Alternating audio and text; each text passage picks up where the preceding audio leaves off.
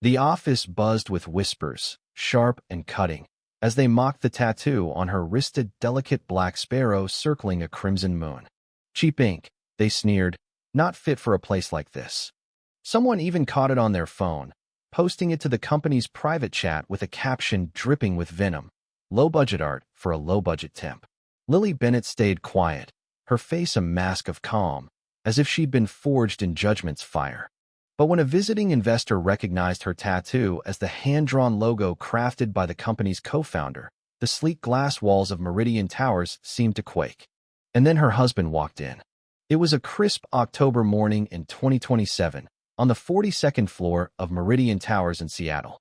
Lily, 29, stood by the copier, her chestnut hair slipping from a loose bun, her navy blouse slightly rumpled from a rushed dawn. Her hazel eyes, soft yet heavy with unspoken weight, betrayed a life of storms weathered in silence. The tattoo on her left wrist peeked out as she sorted papers, unassuming but deliberate, a piece of her she neither hid nor flaunted. She'd been at Meridian Solutions for a month, a temp clerk drowning in a sea of tailored suits and polished egos. No one knew her last name was Bennett. No one cared to ask. Before sunrise, her phone had vibrated with a call from her mother's nurse. "It's days now, not weeks," the voice said, steady but kind. Her mother's cancer had clawed at them for years, and now it was winning. Lily had stood in her cramped apartment kitchen, gripping the counter, nodding to no one. She didn't cry. She pulled on her clothes, grabbed her bag, and drove to the towering Meridian building, her mind tethered to a hospital bed where machines beeped and her mother faded. At the copier, her fingers brushed the tattooed sparrow soaring past a crimson moon. It grounded her, a quiet anchor in a world unraveling. Claire, a sales rep with glossy hair and a razor tongue, paused nearby. Trying to be edgy, she called out, loud enough for the open plan office to turn. "That ink looks like it came from a dive bar." A guy nearby, Ethan, chuckled. "People with tattoos like that? Sketchy pasts." Head swiveled. Lily's hands stilled for a heartbeat.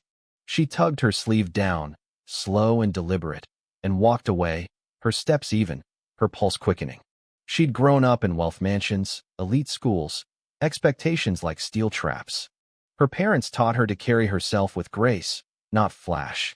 But grace didn't dull the sting. The office hummed with gossip. Someone had snapped her tattoo while she sorted files, and it was now pinging around the internal chat. Temp Girls Inc. HR needs to raise their standards. Lily glimpsed it on a co-worker's screen, her jaw tightening.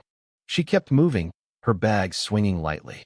Explaining herself to those who'd already judged her was futile, like pouring water into a broken cup. But the whispers followed, cold and sharp, burrowing under her skin. In the break room, Claire and her clique didn't bother whispering. "Who let her in here?" one said, nails tapping her phone. "That tattoo screams flea market." Another, a guy with slicked hair, smirked. "Bet it was for some ex-con boyfriend." They laughed, eyes darting to Lily as she poured coffee, her sleeves slipping. She stirred her mug, the spoon clinking softly, and left. "Cover that ink before the execs see it," someone called. The laughter chased her down the hall, jagged like shattered glass. Her grip on the mug tightened, but her steps didn't falter. Lily kept her head down, filing contracts, answering emails, fixing memos with steady hands. Her desk held one personal touch, a faded photo of her and her mom, laughing in a park years before the diagnosis. Her thumb brushed the frame, then she typed faster. At lunch, the sales team was in chaos over a botched pitch deck for a $12 million deal. Slides were a mess, text rambled, images amateur. Lily overheard their panic, took her sandwich to her desk, and quietly rebuilt the deck crisp fonts, sharp images, tight copy. She emailed it to the team lead. "Try this." No signature. The pitch landed flawlessly, the client signing on the spot. The boss, a loud man named Victor, praised the team. No one mentioned Lily. She didn't expect them to. The next day, tasked with setting up a boardroom, Lily arranged notepads as Sarah, a senior manager with heavy perfume, leaned in.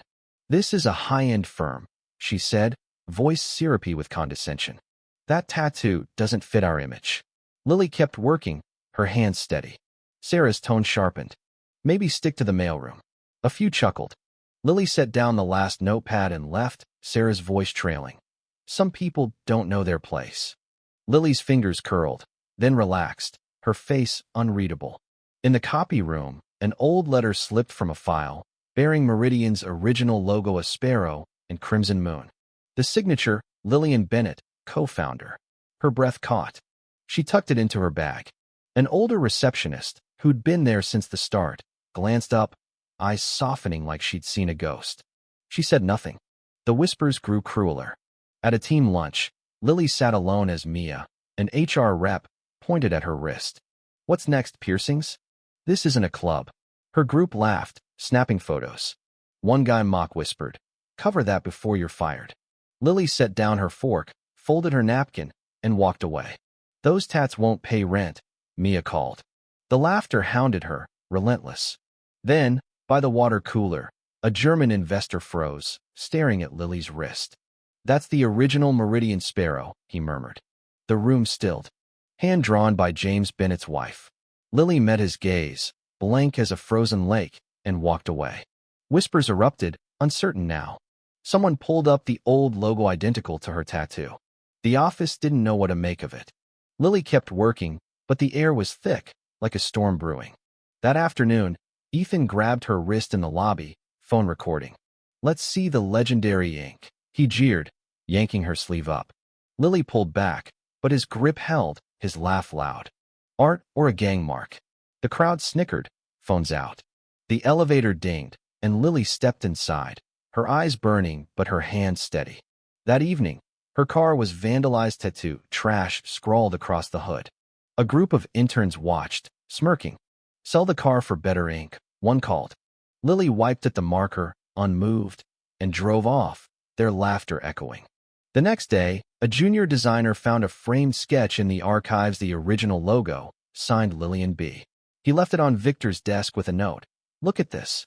The video Ethan made spread, captioned, Mystery tattoo, girl wears the sparrow flying? Lily saw it, her face clear on a coworker's screen. She kept walking, her fingers brushing the tattoo like a vow. In a meeting, tasked with taking notes, Lily's sleeve slipped. A manager, Greg, pointed. Is that allowed? Looks like parole ink. The room laughed. What's the story? Gang. Bad breakup. Lily's pen paused. It's a bird, she said, voice steady. Greg pressed. It's a liability. The laughter grew colder. Lily kept writing, her pen tearing the paper faintly. A client from Boston overheard the chatter and paused by Lily's desk. That's no ordinary ink, she said. I saw it when Meridian was a startup.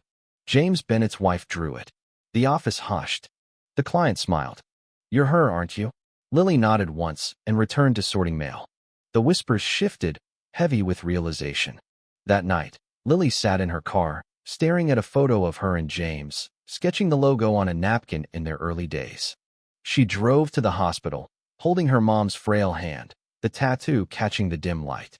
The next day, interns cornered her in the supply closet, flashing a meme of her tattoo.